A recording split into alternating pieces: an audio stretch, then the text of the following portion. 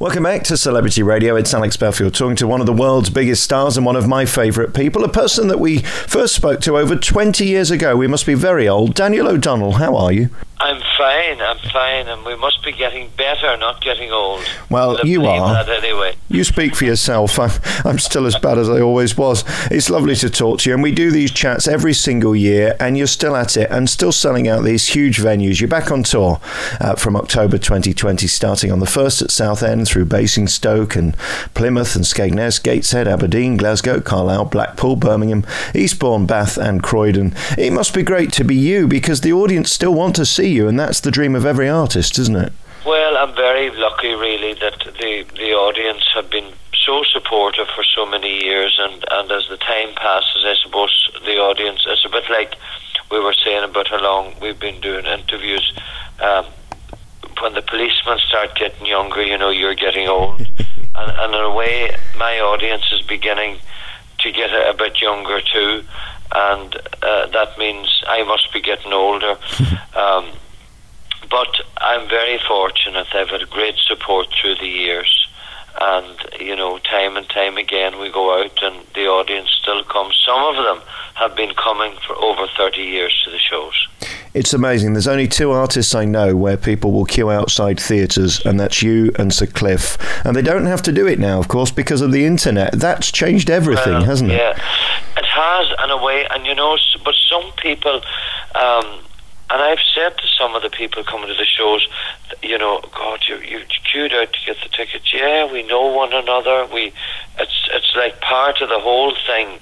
And some theatres now don't allow it, and people are actually disappointed that, you know, they can't go and make that part of the whole lead up to the show. But a lot of them do it to get the front row seats, and it's amazing, the commitment. I think you give more access than any star I've ever met. They're so important to you. It is a family, your fan club, isn't it? Well, you know, they have given so much to me down through the years, and meeting them after the shows has allowed me to have a connection with them. You know, when I go out on the stage, I look out and I see a load of people that I know. You know, lots and lots of faces. Some I know the names, but lots of faces that I would know from other shows that I've known for many, many years. So it's a lovely feeling to be able to do that. What is it like for you now standing on a stage? I mean, it's got to be 450 years since you first did it. Is it as thrilling now, or do you sort of become like an old pair of slippers where it's just like going in your front room and singing to a few friends? Are there any nerves at this point? Always a bit nervous, always. No matter how long I'm doing it, or, you know, I'm always, it's more apprehension, really. I don't know that it is nerves. I think, God, you know, you just wonder, it's not that will you be able to do it, but just you want to be your best, I suppose. And that's what I feel when I'm going out. Once I get out, I'm fine. You get into it and just relax. But just that initial starting to go out, you're always a wee bit.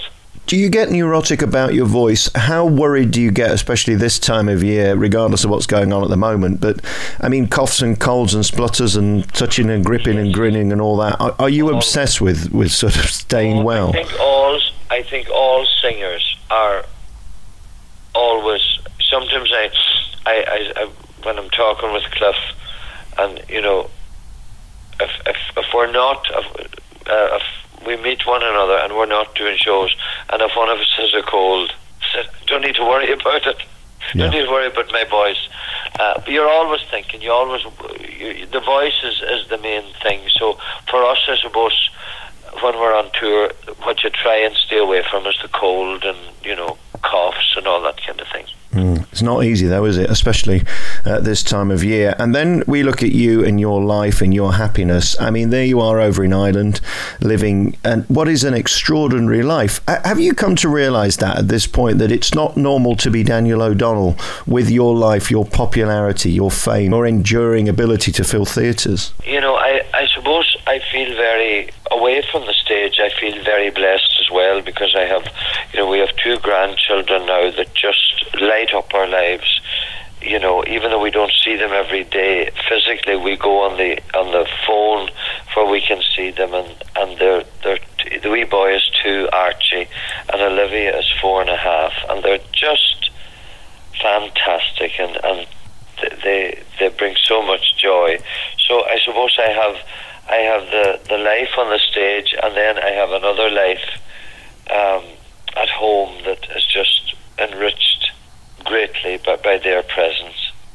Family's always been so important to you, hasn't it? And again, that private life. It's tricky, isn't it, having a private life when you are so public and you give more than most?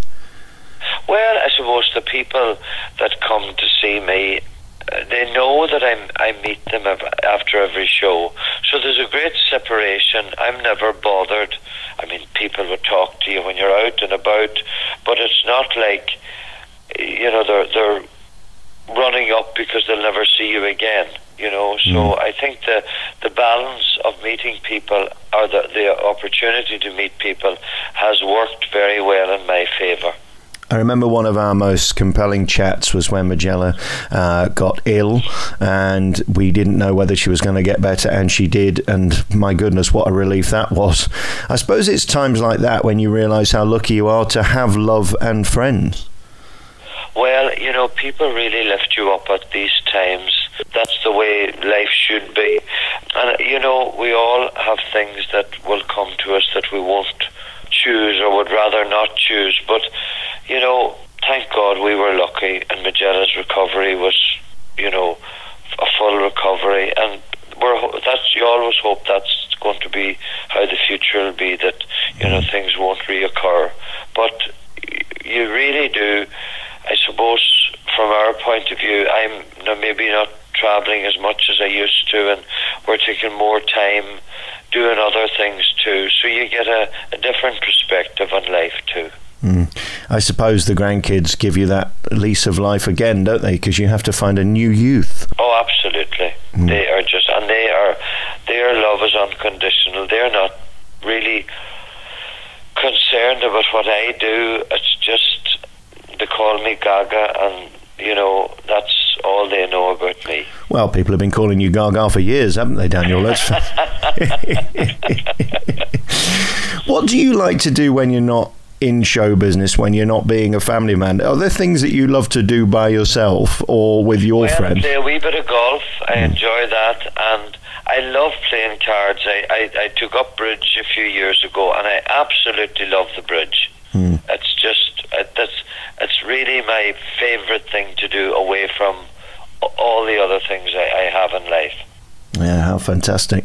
And then, of course, one of the biggest parts of your year is the tour, and then bringing out the CDs. And you've always given value for money, both live and on these CDs as well, haven't you? Is that important to you? Because there's a lot of people ripping off their fans at this point. You've never done that. You've always given them as much as they've given you. You know, I suppose it's worked both ways. You know, the people have been very supportive of me. The albums we put out, the least I think we'd ever have an album is 14 songs. You know, we've had as many as 60 songs. That's right. On some compilation albums. But the album later in the year, I think is 14 that's on this album. I recorded it last year, so I think it's 14 that's going to be on it. Don't know what the title will be.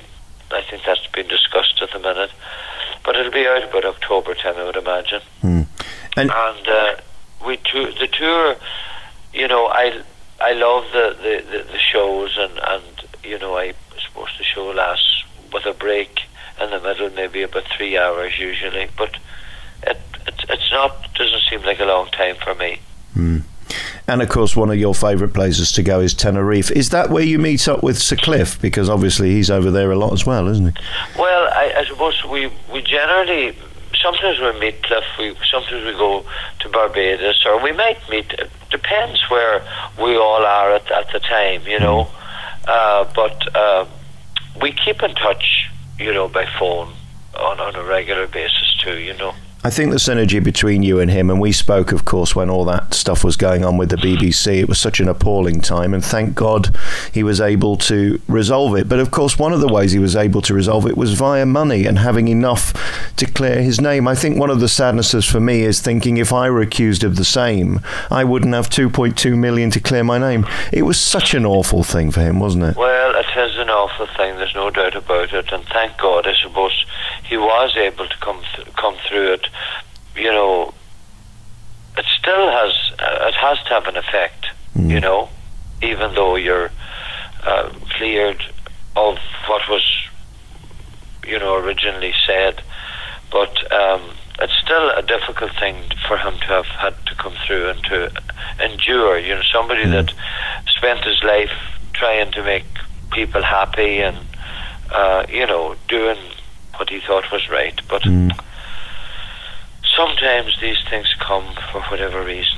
Yeah, it's just the pure invasion of it, I think, for Sir Cliff, wasn't it? And all he's ever done is given to people, and as of you... Really, I mean, Majella and I, we love any time we get to spend with him, and we enjoy, you know, the times and look forward to the next times. I presume there aren't that many people you meet who know how you feel and have lived the life you have, but he's one of the few, isn't he? You've only ever really known being a star and standing on a stage entertaining people. Well, I suppose I would have known Cliff, you know, as a fan first of all, and then we got to know him on a one-to-one basis.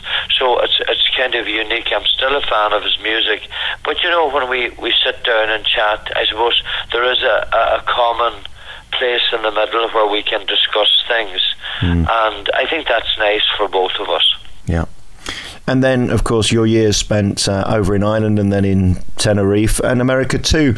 Breaking America was sort of one of the most important things, I suppose, just because of the sheer volume of people. And they do love you over there, don't they? I've been very fortunate. You know, I got shows on public television about, well, I suppose 2002, 2003, which was later on, really. I mean, I was 40 by the time that happened. But it just gained a whole new... I had been going to America prior to that, but playing to, you know, audiences of a certain level. But this gave us a huge demographic, you know, a huge area to cover. And because of that, you know, we've gone out... I could never cover all of America. You know, it's just not possible. You could probably go to America and live in America.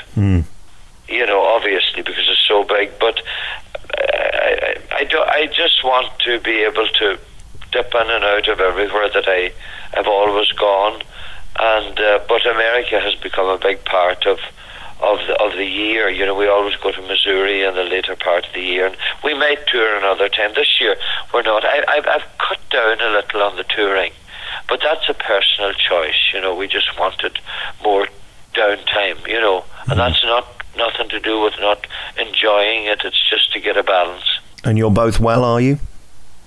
Thank God. Yeah, good. Wonderful. Fabulous. And then, of course, 2015 was another boost for you when you did Strictly. Is that still having an effect for anybody thinking, well, I don't want to do it, but it might help with ticket sales? Is it a momentary sort of interest, or has it sort of changed your fan base? I don't know that. I'm not sure that an odd person, I suppose, would come because they saw me on Strictly, but a lot of people would have been aware of who I was before. Right. So it may bring people out, but it certainly was, from my own point of view, it was a great show to be involved in. I mean, it was terrifying as well, but still a great show. Yeah, and it's taking you out of your comfort zone and making you do something that you're not famous for doing. I mean, you're a singer who sings, not a dancer that dances.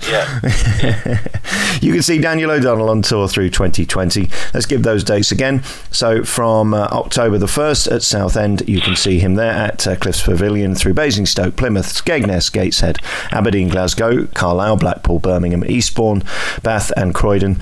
Daniel, it's always lovely to talk to you. We love you very much, and thank you for your time. And you, thanks a million for calling, and sure, we'll talk to you sometime, please God.